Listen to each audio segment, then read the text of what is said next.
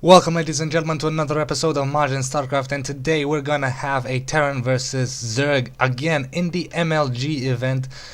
And this will be the first game in a series of 3 between the Terran Tethys and IdrA! The Rage Master is back.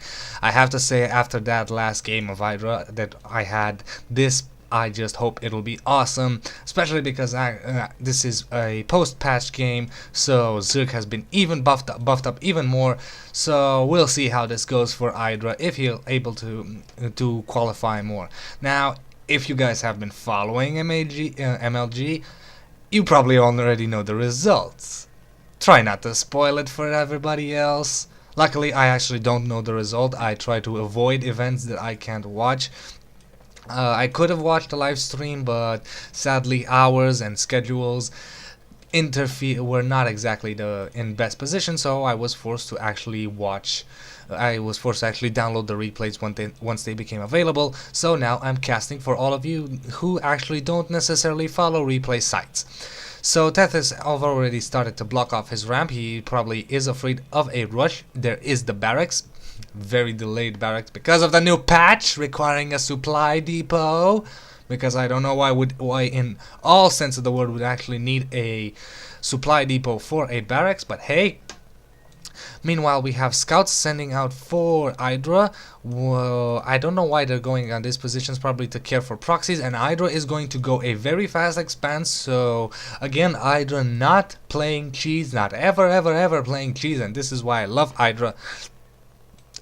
Because he just goes a massive macro build and he goes for the late game. In other words, hoping to see that the victor is decided not necessarily by an early advantage of a race, but by better micro and better management of units. We have a orbital command for Tethys, so soon he will have a slight economical advantage. But soon IdrA will even that out because of the second expansion. Now, where is this drone going? Probably to scout. First Overlord has almost gotten here, second Overlord is staying here, and since no Marines or Reapers have been on the map, he is probably feeling pretty safe, so he's setting out the scout. I wonder what he'll do with the scout. We have a factory, so it's probably going to be a 1-1-1 build. This SCV is probably going to put a depot down here, am I right? Yes, a depot to scout the rocks, always a good idea to scout these rocks on blistering sands just in case. And will the drone get in? Oh, very nice by Tethys, catching that drone and not allowing the scout for IdrA, which means that he will be forced to sacrifice an overlord to get the scout. Meanwhile, the second expansion is up. No queens at the moment because, well, no spawning pool. The spawning pool is up. Production tab open. So we have 2 queens on the way, 2 zerglings, and 2 more drones. Meanwhile, the income is slightly favoring the Terran, as I probably suspected because of this mule. And we have a scouting SCV, probably gonna run up here and try to see, but the Zerglings are gonna find it. There is a metabolic boost on the way for Zerglings, so these Zerglings are gonna become much faster, pretty quick in about 100 seconds. 90 seconds actually. This Overlord is slowly moving in here. I'm not gonna watch an SCV die. Whoa, 1 health, go SCV, and boom. Anyway, this Overlord is gonna slowly move down and gonna run in, and we have another barracks on the way and a starport, so 1-1-1 and barracks. The factory is changing positions with the barracks for a slightly stronger wall in, and probably gonna get 2 Hellions out and the reactor. I wonder what will happen now. The barracks is pumping out a tech lab. Tech lab will probably be used on this little starport to maybe get out banshees or somewhat. And we have these 2 Zerglings who are gonna spot the factory, so he probably knows that Hellions are on the way. Sadly, 1 Hellion is stuck in the base, but gonna put it out. Let's see the army size, the units. Actually, we have 2 queens, 2 Zerglings, so IdrA is behind the army count wise at the moment, but Tethys doesn't note this. If he probably would have followed IdrA a little more, he knows that IdrA is a macro player. There is a lair on the way, so lair tech soon, an extractor, and creep tumors being used to unite the bases, which is perfect. And we have finally 2 Hellions coming in, but there is a spine crawler here, gonna take down 1. Zerglings coming in for the surround, but these Hellions managed to escape. Let's see, is the pre-ignite? No, the pre-igniter can't be up because there is no reactor. And as I said, the starport is here. A little little bit supply blocked, sadly, because Banshees do cost 3 supply. So there is a new supply depot. Did he use a drop? No, a supply depot finished. And we have, do we have Cloak on the way? No, the Cloak is not on the way, so that is pretty bad because queens are decent against air units, but there are no spore colonies, so spore crawlers, actually. Spore colonies. I'm a Brood Dwarf player. Anyway, that air attack will probably work. This is a Hellion into Banshee push, which I've already seen now. Oh, Hellion's doing a lot of damage to the Zerglings, but running in here, gonna try and do a lot of economical damage. Oh, Zerglings just getting fried, and a lot of drones being pulled off to try and get us around here, but a lot of drones died as well, but also a lot of Hellions die. 6 kills for this one, 5 kills for this one, so and probably those who died as well getting a lot of kills. Let's check out that harvester count. Right now, IdrA is at 33 harvesters. Will this number be updated, or is that already his number? Because he does have 2 base and getting a very nice saturation on his expansion indeed. Overlord here scouting the high yield. Soon I guess this Overlord will try to move in, and there are a few Terrans here. First Banshee is out, gonna move in. Still no Cloak on the way. Cloak is always a good thing. Zerglings moving in. Gonna spot the Banshee. I don't know. Did I just see the Banshee? I missed it. I goddamn missed it. I don't know if he saw the Banshee. He probably did see it. Gonna try and move in here. But does Tethys view this? Yes, Tethys can view this, can see this, and now this Banshee is gonna move in. There is only the Queen here to protect, but sadly, because there is no Cloak, this Banshee will not be able to hide from the Queen. Gonna move out. Is the second Banshee done? The second Banshee is done. It's somewhere on the map. I don't know where. Somewhere there it is. It's being used as defensive as possible. The Queen doing a very nice job of keeping this Banshee away. I suppose that if the Banshee attacked now, it would probably do some damage. Let's see its attack. It has no plus damage. Oh my god. This is why I keep the production tab. There is Zerg flying attacks upgrade, so we have Mutas on the way. So Mutas are going to do a lot of damage too. So now Tethys is forced to move out to try and block IdrA's trying to block IdrA's and IdrA's army, but he doesn't have that many Marines, so all these Mutas are going to do a lot of damage to this ground army, but also IdrA has a lot of Zerglings, so a nice surround going to do a lot of damage. That Banshee gets taken out. As I said, Cloak is always a good thing. A nice surround here, Spinecrawler out of position, but all these Mutas are going to do some damage and take out all of Tethys' ground army, and I don't think Tethys will be able to macro up in time for this. He needs Vikings, I suppose. He's getting out 1 Viking, but with no reactor, this will not be enough. He should also be pumping out Marines. He is, but no reactor again, so there will not probably be enough Marines to deal with this. And I think that this is pretty much over for Tethys unless he pulls out a miracle and all these Mutas coming in, taking out the Viking, and Tethys calls the GG, and I will see you guys next game.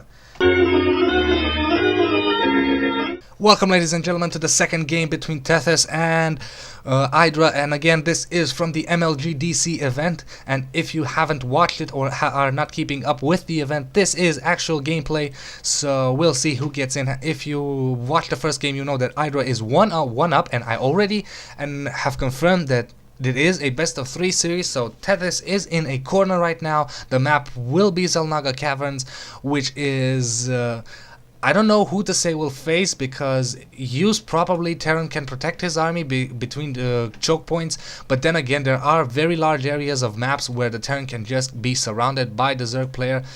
IdrA sending out his Overlord to scout.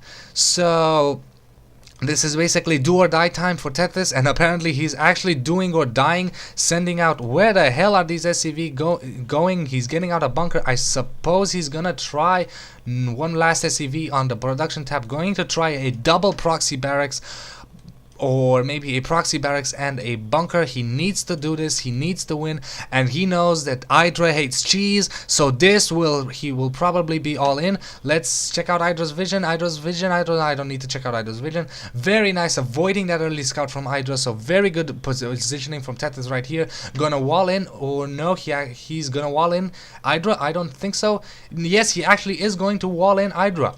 He's gonna try and wall in IdrA. He almost has enough money for the second barracks, and there is that second barracks, but I think Zerglings can actually get out here. This is very cheesy play, so IdrA's probably raging right now. We'll see if he's actually gonna talk, but again, this is a MLG event. He's probably gonna keep his mouth shut, but I'm gonna play IdrA and talk right now. That mother beep!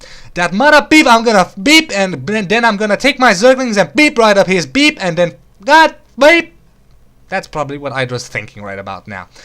But then again, we don't need to worry because IdrA is IdrA. So there's that spawning pool, and he, even though despite he hates cheese and sometimes cheese does throw him off his game, he knows that he can fight it. So a second supply depot, first marine on the way, so a spine crawler here, which is nice. Let's check out IdrA's vision for a sec. IdrA does see this, so if he runs a Zergling around here and sees this, the spine crawler is gonna start attacking this barracks, which is perfect for IdrA. He can get the destroy the wall in out, also getting a bunker, so this is nice place, sealing off the Zerg player into one base. But let's face it, Zerg can play one base a little, so we'll see if this actually works. Maybe if he would get a tech lab and some marauders out to get some really nice damage on the buildings. We have finally a refiner around the way, but this is really late, and we'll see if this holds out. And there is that spine crawler just attacking the barracks. If he lifts it up, this would be a bad decision because the Zerglings are just gonna run it in here. This is a bunker here. But very nice play, repairing it. Is the repair enough? Yes, the repair is enough to hold this barracks alive for now. So very nice indeed. What is gonna do? Oh, a second SCV repairing, so that means that this barracks is never ever gonna die. We'll see if Zerglings are enough. Oh, there is a roach war, and then now because of those roaches have upgraded range, this cheese won't work. Now I am an IdrA fan, what you gonna do? But then again, I'm not a Zerg fan, so it's hard for me to actually judge this game. Another supply depot, very wisely walling off in case some Zerglings do a run by. They won't be able to get in here and destroy the middle line. The orbital command is up, increasing these what you call the income. The spine crawler are gonna do a lot of damage, and now these roaches are gonna use that extended range to take out the barracks. And with 5 roaches, 6 roaches here, this will not be enough. The barracks finally falls, and now the roaches are gonna run in here. Get your marines inside this bunker, repair the bunker, and there we go. The roaches just pounding that bunker, and that is it. I believe this is over, because once he loses the second production building, he won't have nothing, and lifts it up wisely, gonna try and run it into his base. This is good because then again, the Terran may have lost a barracks, but he has macroed up. He does have a very decent economy. He has mules. Well, he had 1 mule. So this is very nice, getting a second bunker, but again, roaches with that extended damage, it is bad. Now IdrA securing his expansion. There is a lair on the way. I don't think there is a lair. Until he gets mutas, I suppose that Tethys is in a slightly good position, but only 2 marines here to hold this entire thing off. SCVs being pulled off the line. I don't know why. They're trying to repair all this bunker. If this supply depot falls, that means that all these roaches are gonna run in here. The supply depot falls, wisely using SCVs to hold this position, but these SCVs are not tanks. There are a lot of roaches here. How many roaches? That is a lot of roaches. 8, 9 roaches gonna run in here, and Tethys calls GG, and IdrA gets the win, beating the cheese, and now he's going in your face, you beeping cheeser. So congratulations to IdrA for also advancing in the MLG, and I'm gonna try to follow Huck and IdrA as well, and I will see you guys next episode.